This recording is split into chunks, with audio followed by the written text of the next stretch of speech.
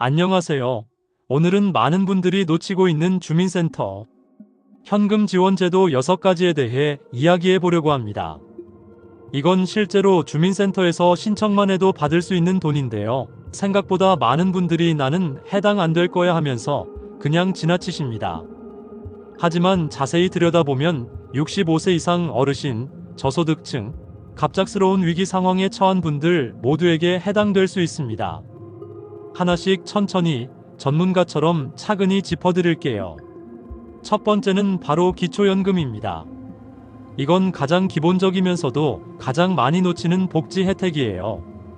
65세 이상이면서 소득이 일정 기준 이하라면 매달 최대 34만 8천 원까지 받을 수 있습니다.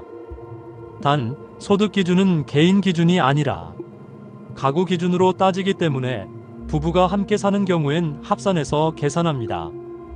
많은 분들이 나는 아파트가 있어서 안 되겠지? 라고 생각하시지만 실제로는 아파트 한 채만 있어도 받는 분들 많습니다. 핵심은 소득 인정액이 기준 중위소득의 70% 이하인지예요.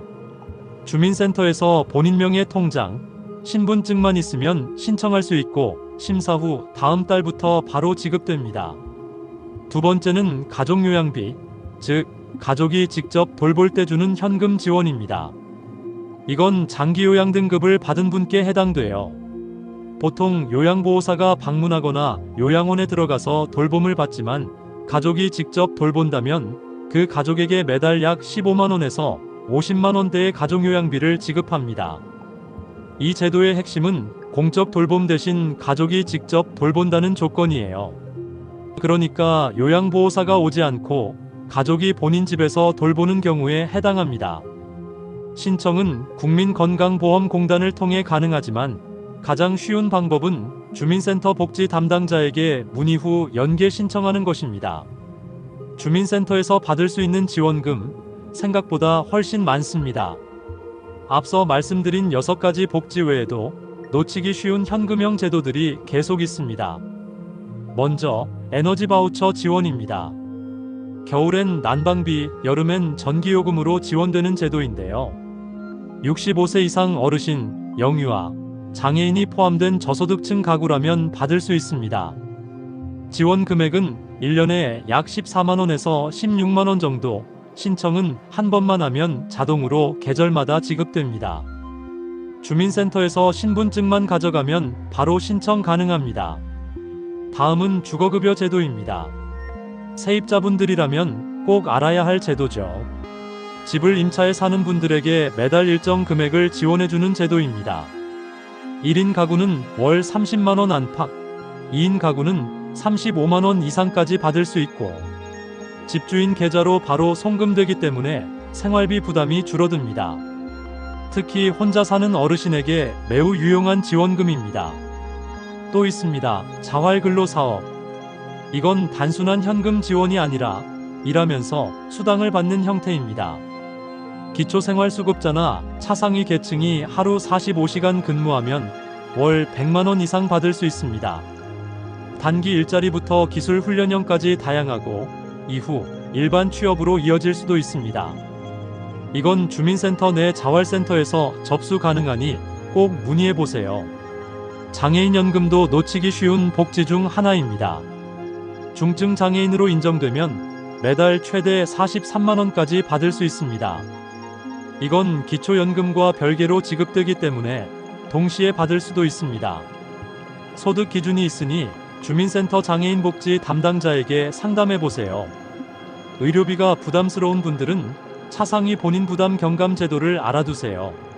소득이 낮지만 기초생활수급에는 해당되지 않는 분들이 대상입니다.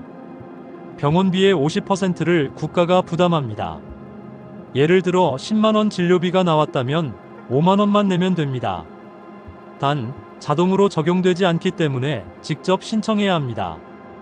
찾아가는 복지 상담 서비스도 있습니다. 혼자 거동이 어렵거나 직접 주민센터 방문이 힘든 경우 직원이 집으로 찾아와 신청을 도와주는 제도입니다. 전화로 방문 복지 상담 신청하려고 합니다. 한마디면 됩니다. 특히 혼자 사는 어르신들에게 유용합니다. 또 하나 중요한 게 긴급복지 주거 지원 제도입니다.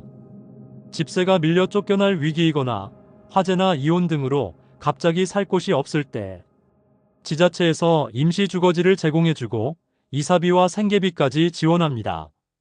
한 번 승인되면 최대 6개월까지 받을 수 있고 상황에 따라 연장도 가능합니다. 그렇다면 이렇게 많은 지원금을 주민센터에 가서 어떻게 신청해야 할까요? 가장 쉬운 방법은 제가 받을 수 있는 지원금이 뭐가 있나요? 라고 묻는 겁니다. 담당자가 나이, 소득, 재산, 가구 수를 확인하고 받을 수 있는 복지를 전부 안내해 줍니다. 생각보다 신청 절차는 간단합니다. 신분증, 통장 사본, 주민등록 등본만 있으면 대부분 접수됩니다. 온라인으로도 확인할 수 있습니다. 복지로 사이트나 앱에서 나에게 맞는 복지 찾기를 눌러 나이, 소득, 가족 구성만 입력하면 받을 수 있는 지원금을 자동으로 추천해 줍니다.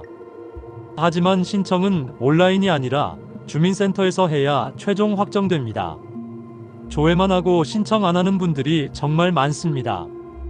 조회는 했는데 돈이 안 들어왔다는 이유가 바로 이겁니다. 그리고 많은 분들이 헷갈려하는 부분이 있습니다.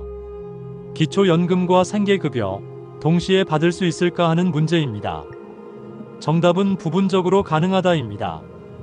기초연금은 소득으로 간주되기 때문에 생계급여 계산에 포함되지만 전액이 깎이지 않고 일부만 반영됩니다. 즉, 대부분의 경우 실제 수령액 차이는 크지 않습니다. 그러니까 기초연금을 받는다고 해서 생계급여를 포기할 필요는 없습니다. 또 하나 꼭 기억해야 할 건 복지 재신청 제도입니다. 한번 탈락했다고 끝이 아닙니다.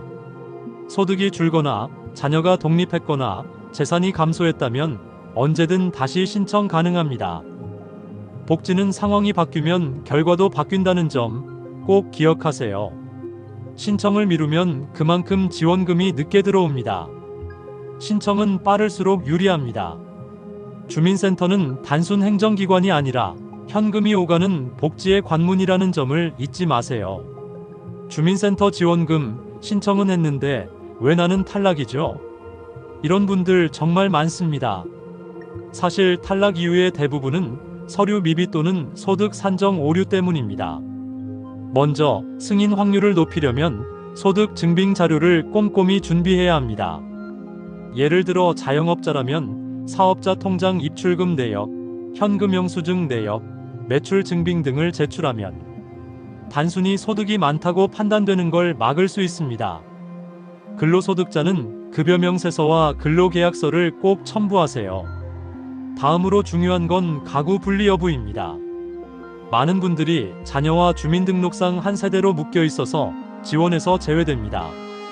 하지만 실제로 생계를 따로 하고 있다면 세대분리 신고를 통해 별도 가구로 인정받을 수 있습니다. 이건 주민센터에서 바로 가능합니다.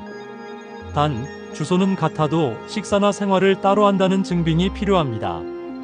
예를 들어 전기요금, 카드 사용 내역, 통장 이체 내역 등이 증거가 됩니다.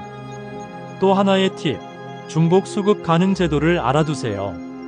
예를 들어 기초연금 주거급여, 에너지 바우처 차상위 경감제도, 자활근로 긴급복지는 동시에 받을 수 있습니다. 단, 동일 목적의 복지는 중복 불가입니다. 즉, 생계급여와 긴급생계지원은 중복이 안 되지만 생계급여와 에너지 바우처는 가능합니다. 특히 자활근로사업 참여자는 근로소득이 생기더라도 일정 기간 동안은 생계급여가 줄지 않습니다. 소득공제제도 덕분인데요. 일정 금액 이하의 수입은 소득으로 인정되지 않습니다. 그래서 오히려 일하면서 복지도 함께 유지할 수 있습니다. 또한 임시소득 발생 시 신고를 미루면 불이익을 받을 수 있습니다. 예를 들어 단기 아르바이트나 일용직 수입이 생기면 신고하지 않았다가 추후 적발되면 부정수급으로 간주될 수 있습니다. 그럴 경우 지원금 전액 환수 및 3년간 신청 제한이 걸립니다. 따라서 소득이 생기면 바로 담당자에게 전화로 알리는 게 좋습니다. 그렇다면 실제 신청 과정에서 가장 유리하게 만드는 방법은 뭘까요? 바로 사전 상담을 활용하는 겁니다. 서류를 제출하기 전에 담당자와 미리 상담하면 부족한 서류나 대체 가능한 증빙을 안내받을 수 있습니다. 특히 긴급복지나 자활근로는 담당자 판단이 큰 비중을 차지하기 때문에 초기 상담이 승인 여부를 가르는 핵심 포인트입니다. 또 하나 기억해야 할 점은 재신청 시기입니다. 기초생활수급, 주거급여, 장애인연금 등은 대부분 연 1회 재조사를 진행합니다. 이때 소득이나 재산이 줄어들었으면 재신청을 통해 금액이 늘어날 수도 있습니다. 반대로 재산이 늘었는데 그대로 두면 부정수급으로 오해받을 수 있습니다. 따라서 매년 재조사 시기 보통 79월에 담당자에게 확인 전화를 하는 게 좋습니다. 마지막으로 꼭 알아야 할 제도가 있습니다. 바로 복지 멤버십 자동 신청 서비스입니다. 이건 복지로 사이트에서 한 번만 가입해두면 본인에게 맞는 복지 제도가 생길 때마다 자동으로 알림이 옵니다. 신청 시기를 놓치지 않게 도와주는 시스템입니다. 정리하자면 1. 서류는 빠짐없이 준비하고 2. 세대 분리를 통해 실제 소득을 정확히 반영하며 3. 중복 가능한 복지는 적극 활용하고 4. 사전 상담과 재신청을 잊지 않는다면 주민센터 지원금 놓치지 않고 다 받을 수 있습니다. 많은 분들이 이렇게 말합니다. 나는 진짜 어려운데 왜 탈락이지? 그 이유는 생각보다 단순합니다. 제도를 몰라서가 아니라 조건을 정확히 충족하지 못했기 때문입니다. 실제 사례를 보면 그 차이가 얼마나 큰지 알 수 있습니다. 첫 번째 사례입니다. 서울 강서구에 사는 72세 김모 어르신은 월세 40만원짜리 반지하에서 혼자 살고 계셨습니다. 처음에는 주거급여를 신청했지만 탈락했습니다. 이유는 아들이 같은 주소에 세대원으로 되어 있었기 때문입니다. 하지만 실제로는 아들과 따로 살고 있었죠. 주민센터에 세대분리 신고를 하고 다시 신청하자 한 달 뒤 바로 승인됐습니다. 이후 매달 32만원씩 주거급여를 받고 있습니다. 두 번째 사례는 68세 박모 어르신입니다. 남편의 사망 이후 소득이 끊겼지만 기초연금만 받는 줄 알고 다른 복지를 신청하지 않았습니다. 우연히 주민센터 상담을 통해 에너지 바우처와 차상위 본인 부담 경감 제도를 알게 됐고 병원비와 전기요금 부담이 크게 줄었습니다. 이분은 내가 몰라서 못 받았던 게 제일 억울하다고 말했습니다. 세 번째 사례는 기초생활수급자 어씨입니다. 자활근로 사업에 참여해 월 100만원을 벌면서도 생계급여를 그대로 받았습니다. 소득공제 제도를 모르던 주변 사람들은 일하면 지원 끊기는 거 아니냐고 말했지만 실제로는 근로 의욕을 높이기 위해 일정 금액은 공제되는 제도였던 겁니다. 결국 어씨는 일을 하면서도 복지를 유지하며 퇴직 후엔 일반 회사에 취업까지 성공했습니다. 반대로 실패 사례도 있습니다. 한 60대 부부는 생계급여를 받다가 단기 일용직 수입을 신고하지 않아 1년 후 부정수급으로 적발됐습니다. 지원금 240만원을 환수당하고 3년간 복지 재신청이 제한됐습니다. 본인은 몰랐다고 했지만 담당자에게 한 통의 전화만 했어도 막을 수 있었던 일입니다. 또 어떤 분은 주민센터에서 소득이 많다는 이유로 탈락했지만 사실은 자녀가 보낸 용돈이 일시적으로 입금된 것이었습니다. 이 경우 소득 아님 증빙서를 제출하면 구제 가능합니다. 중요한 건 신고 후 바로 이의 신청을 해야 한다는 점입니다. 탈락 통보를 받은 뒤 30일 이내에 이의 신청서를 내면 재심사를 통해 뒤늦게라도 승인이 날 수 있습니다.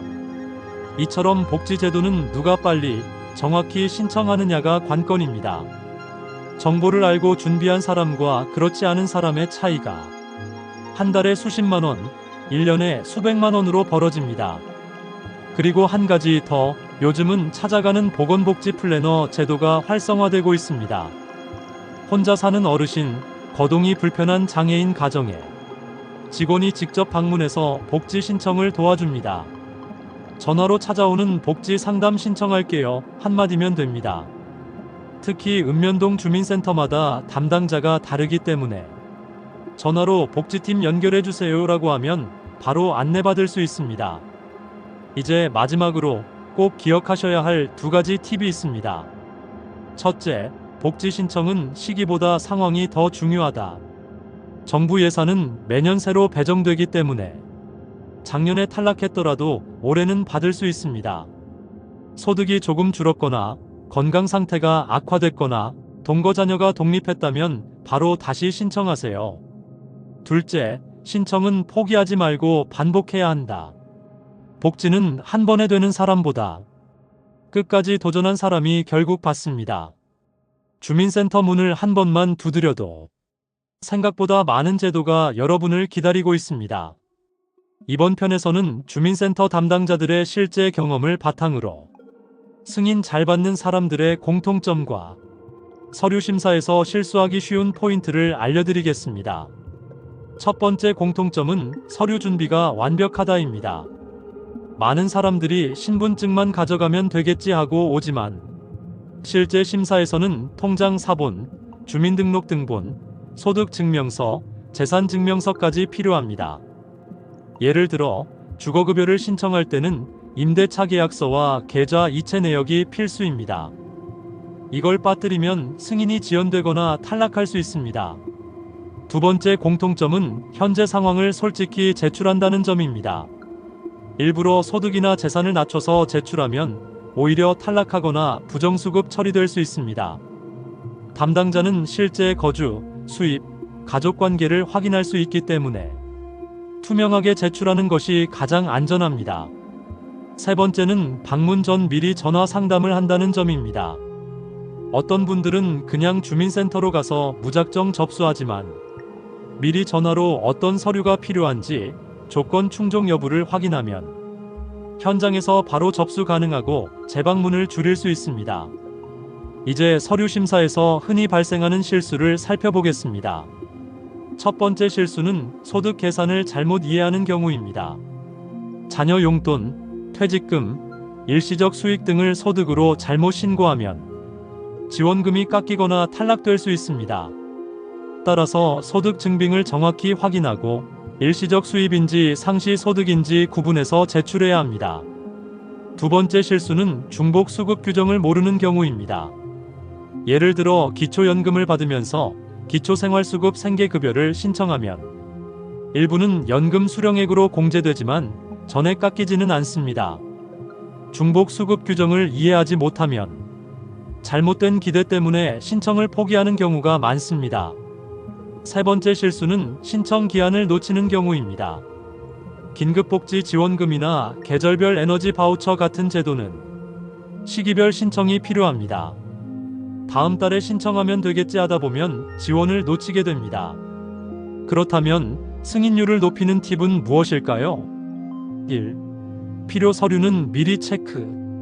주민센터 홈페이지나 전화로 어떤 서류가 필요한지 확인 후 준비. 2. 방문 전 상담 필수. 조건 충족 여부, 제출 서류 확인, 신청 방법 안내. 3. 변경 사항 즉시 신고. 소득, 재산, 가족 구성 등 변화가 있으면 바로 주민센터에 알리기. 4. 중복 수급 규정 숙지. 받을 수 있는 지원금을 모두 계산하고 불이익 없도록 신청. 5. 찾아가는 복지 상담 활용. 거동이 어렵거나 혼자 사는 경우 직원이 집으로 와서 신청 도와줌. 이 모든 팁을 기억하면 주민센터에서 받을 수 있는 지원금을 놓치지 않고 가장 효율적으로 신청할 수 있습니다. 이번 편에서는 실제로 어르신들이 가장 많이 받고 있는 주민센터 현금 지원금 순위와 놓치기 쉬운 소액 지원금까지 알려드리겠습니다. 첫 번째, 기초연금. 65세 이상 어르신이 대상이며 소득과 재산 기준을 충족하면 매달 최대 34만 원을 받을 수 있습니다. 가장 기본적이면서도 놓치면 안 되는 지원금입니다. 두 번째, 기초생활수급 생계급여. 소득과 재산이 기준 이하인 가구에 매달 생활비를 지급합니다. 가구별로 금액이 달라 1인 가구와 2인 이상 가구가 다르게 적용됩니다. 기초연금과 함께 받는 경우 일부 공제되지만 포기할 필요 없이 부분 수령이 가능합니다. 세 번째, 노인 일자리 수당. 65세 이상 어르신이 공익형 일자리에 참여하면 월 약 27만 원을 받을 수 있습니다. 노인 일자리 자체가 현금 지원의 의미도 있지만 사회적 참여와 건강에도 도움되는 제도입니다. 네 번째, 장애인 연금. 중증 장애인이면 매달 최대 43만 원 지급. 기초연금과 별도로 받을 수 있어 동시에 신청하면 혜택 극대화 가능. 다섯 번째, 가족 요양비. 장기 요양 등급을 받고 가족이 직접 돌보면 현금을 받을 수 있습니다. 금액은 조건에 따라 달라지지만 가족 부양 부담을 줄이는데 크게 도움이 됩니다. 그리고 놓치기 쉬운 소액 지원금도 있습니다. 1. 에너지 바우처. 저소득층 가구의 난방비, 전기요금 지원. 1년에 약 14만 16만 원, 계절별로 자동 지급. 2. 차상위 본인 부담 경감제도.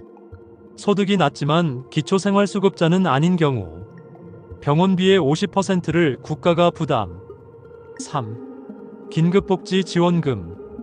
갑작스러운 사고, 화재, 실직 등으로 생계가 어려울 때 단기간 현금과 임시주거 지원 가능. 4. 주거급여. 임차 거주 시 매달 30만 35만 원 이상 지원. 생활비 부담 완화. 5. 찾아가는 복지 상담 서비스. 거동이 어려운 어르신을 위해 직원이 직접 방문해 신청 도와주는 서비스. 이렇게 정리하면 주민센터에서 받을 수 있는 현금 지원금이 생각보다 훨씬 많습니다. 우선순위를 정해 신청하면 놓치는 돈 없이 받을 수 있습니다. 이번 편에서는 실제 주민센터 지원금 신청 전략과 많은 분들이 헷갈려하는 중복수급 사례 중심으로 안내해드리겠습니다. 첫 번째, 우선순위 정하기.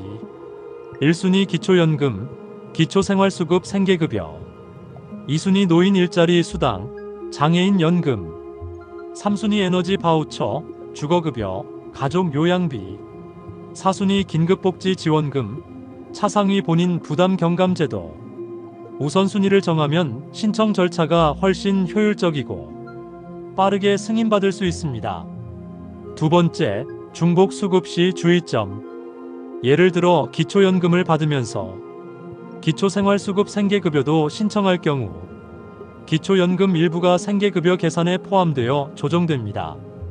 하지만 대부분 전액이 깎이는 것이 아니므로 포기할 필요가 없습니다. 세 번째, 신청 서류 미리 준비. 마이너스 신분증, 마이너스 통장 사본, 마이너스 주민등록등본, 마이너스 소득 및 재산 관련 증빙자료. 이 정도만 준비하면 대부분 지원금 신청이 원활합니다. 네 번째, 재신청과 변경사항 신고. 한 번 탈락했다고 끝이 아닙니다. 소득 변화, 자녀 독립, 재산 감소 등 상황이 바뀌면 언제든 재신청 가능합니다. 또한 기초연금, 생계급여 등 수급 중에도 주소, 계좌 변경, 건강상태 변화가 생기면 즉시 신고해야 추가 지원과 중단 방지를 동시에 관리할 수 있습니다. 다섯 번째, 온라인 활용. 복지로 사이트나 앱에서 나에게 맞는 복지 찾기를 통해 조회 가능합니다. 조회 후 신청은 반드시 주민센터에서 해야 최종 승인됩니다. 마지막으로 신청은 빠를수록 유리합니다. 주민센터는 단순 행정기관이 아니라 실제 현금이 오가는 복지의 관문입니다. 놓치면 받을 수 있는 지원금도 늦게 들어오거나 조건을 충족해도 신청하지 못할 수 있습니다. 정리하면 주민센터에서 받을 수 있는 지원금은 생각보다 훨씬 다양하고 많습니다. 기초연금, 생계급여부터 소액 지원금까지 우선순위를 정해 빠르게 신청하고 중복수급과 재신청도 활용하면 놓치는 돈 없이 현금을 받을 수 있습니다. 이제 주민센터에서 받을 수 있는 지원금과 신청 방법, 중복수급과 재신청 전략까지 모두 알아보셨습니다. 조금만 관심과 준비를 기울이면 놓치기 쉬운 현금형 복지도 빠짐없이 챙기실 수 있습니다. 여러분도 지금 바로 주민센터에 문의하시고 내가 받을 수 있는 지원금을 확인해 보세요. 작은 관심이 큰 혜택으로 돌아옵니다. 오늘 정보가 도움이 되셨다면 구독과 좋아요 눌러주시면 앞으로도 유익한 정보로 찾아뵙겠습니다.